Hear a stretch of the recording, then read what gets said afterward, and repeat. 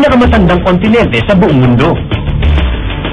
Lupaing sinlaki ng buong Estados Unidos at buong kontinente ng Europa. Sa sobrang laki ng bansa, umuokupa ito ng 3 time zone. At ang klima, sa hilaga, katulad ng ating klima, at sa katimugan naman, mayroong 4 seasons.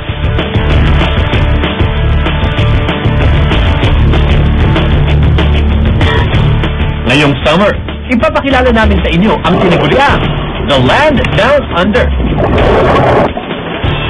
Game na ba kayo? Dahil pihadong hihingaling kayo sa pamamasyal. Mula sa kalangitan, Sa mga puno, amazing, sa lupa, at maging sa karagatan. huwag magpahuli, Dahil ang Pinoy Meets World, papanood, lalambitin, lalamoy, lilipad at lilibot.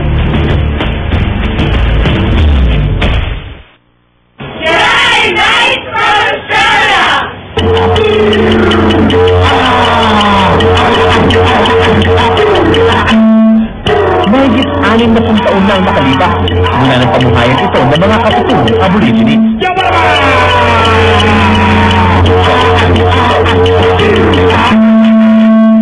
Pero ngayon, ang dating tapunan ng mga nasentensyahang British ay bayanan ng halo-halong lahi at kumikinang na karangyaan. Ganun pa man, hindi pa rin pinabayaan ng Aussies ang kanilang kapaligiran. Sa kanila ay mahalaga ito dahil dito rin nakasalalay ang kanilang buhay at kinabukasan.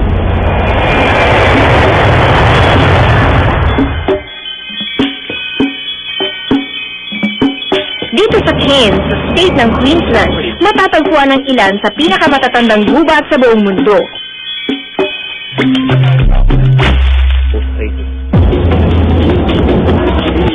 Sakay ng Skyrail, inikot namin ang tuktok ng Barron Gorge National Park. Dito, makikita ang ilan sa nagtatandaang mga malalalim na bangin, ang Barron River at Barron Falls. Ang buong kagubatang ito ay dating umuokupa sa buong Australia. Ngayon, iilang bahagi na lang sa Australia ang may rainforest. 1.5 oras ang tour dito sa Skyrail. Medyo nakakalula dahil 133 feet ang pinakamataas na bahagi ng biyahe dito. Pero sulit naman ang tanawing makikita. Wow! Bukod sa mahabang Skyrail na ito, alam mo bang may isang paraan para makita ng mabilisan ang tuktok ng kagubatan dito sa Cairns? Teka, kasama ba ako dyan? Sorry pa, mukhang ako munang titigan ito. Let's go! Dito sa Smithfield, Queensland, matatagpuan na kalululang activities ng AJ Hackett.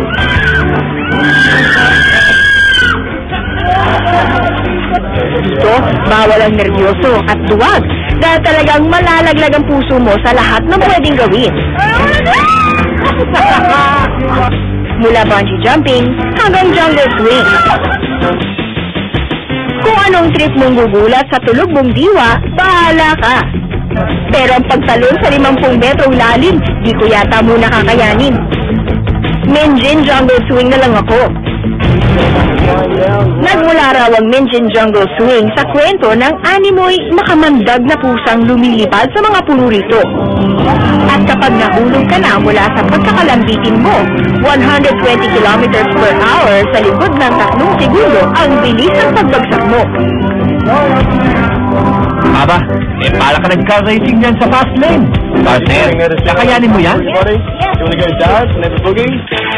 Pwedeng mag-isa o 3 sabay-sabay magpahulog. Sabi nga nila, the more, the merrier. Makakapal na steel cables ang naka-attach sa amin. Sinisigurado na ligtas ang pagbagsak namin. Para sa kapatid ka matensya na hindi ko muna maalagaan yung aso mo. Kakayanin nila ang partner mo at mga kasamahan niya. Kayanin kaya nila ang pagtalong ito? Abangan! Pull it down!